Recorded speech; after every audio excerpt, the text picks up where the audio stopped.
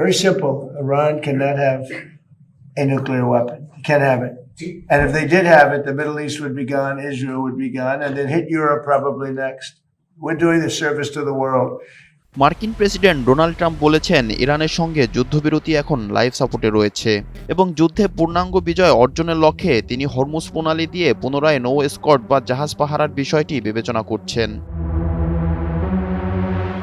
মার্কিন অর্থনীতির উপর যুদ্ধের প্রভাব নিয়ে দেশে ক্রমবর্ধমান চাপের মধ্যেই প্রেসিডেন্ট ট্রাম্প সতর্ক করেছেন যে গত সপ্তাহান্তে ওয়াশিংটনের দাবিগুলো ইরানের প্রত্যাখ্যান করার অর্থ হলো এমনিতেই নড়বড়ে এই যুদ্ধবিরতি এখন অবিশ্বাস্যভাবে দুর্বল। They said you're going to have to take it. We were going to go with them, but they changed their mind because they didn't put it in the paper. So when they sent us this document that we waited 4 days for, that should have taken 10 minutes to do, look, very simple. We get that. They guarantee no nuclear weapons for a very long period of time and a couple of other minor things, but they just can't get there. So they agree with us and then they take it back. সোমবার 11 মে white হাউসে সাংবাদিকদের মার্কিন president বলেন, আমি বলবো এটি এখন সবচেয়ে দুর্বল অবস্থায় আছে, এটি এখন লাইফ সাপোর্টে। আমি বলবো যুদ্ধবিরতি লাইফ সাপোর্টের চরম পর্যায়ে রয়েছে, অর্থাৎ যে কোনো সময়ে বড় ধরনের হামলা হতে পারে ইরানে।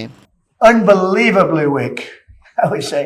I would call it the weakest right now. After reading that piece of garbage they sent us, I didn't even finish reading it. They said, I'm not going to waste my time reading it. I would say it's one of the weakest right now. It's on life support. They understand these are all medical people. Dr. Oz, life support is not a good thing. Do you agree? Bad prognostic. I would say the ceasefire is on massive life support, where the doctor walks in and says, sir, your loved one has approximately a 1% chance of living. তিনি Hormuz প্রণালী দিয়ে তেল ও অন্যান্য বাণিজ্যিক জাহাজ পাহারা দেওয়ার মার্কিন প্রচেষ্টা পুনরায় শুরু করার কথা ভাবছেন, তবে তিনি এখনও এ বিষয়ে কোনো চূড়ান্ত সিদ্ধান্ত নেননি। অপারেশন ফ্রিডম নামে অভিহিত এই উদ্যোগটি প্রথম 6 মে শুরু হয়েছিল, কিন্তু 2 দিনের কম সময়ের ব্যবধানে তা পরিত্যক্ত হয়। যুক্তরাষ্ট্র ইরানকে দ্বন্দ্ব কমানোর জন্য একগুচ্ছ শর্ত পাঠিয়েছিল, যার বেশিরভাগই ছিল দেশটির পারমাণবিক কর্মসূচি সম্প্রসারণের ক্ষমতা রোধ করার সাথে সম্পর্কিত। সপ্তাহান্তে ইরান পাল্টা প্রস্তাব পাঠায়, যেগুলোকে ট্রাম্প আজ সাংবাদিকদের কাছে আবর্জনা বলে অভিহিত করেন। ডোনাল্ড ট্রাম্প বলেন, এই অচল অবস্থার মানে এই নয় যে যুক্তরাষ্ট্র পিছিয়ে আসবে। Iran told me very strongly, because they intend to give us the nuclear dust, as I call it. It's easier than talking about other terms because it's a term everyone knows. But the nuclear dust, which is what we hit, they told me, number one, you're getting it. তিনি বলেন, আমরা একটি পূর্ণাঙ্গ বিজয় অর্জন করতে যাচ্ছি।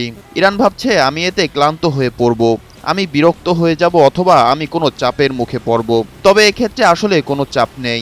They think that, well, I'll get tired of this, or I'll get bored, or I'll have some pressure. But there's no pressure. There's no pressure at all. We're going to have a complete victory.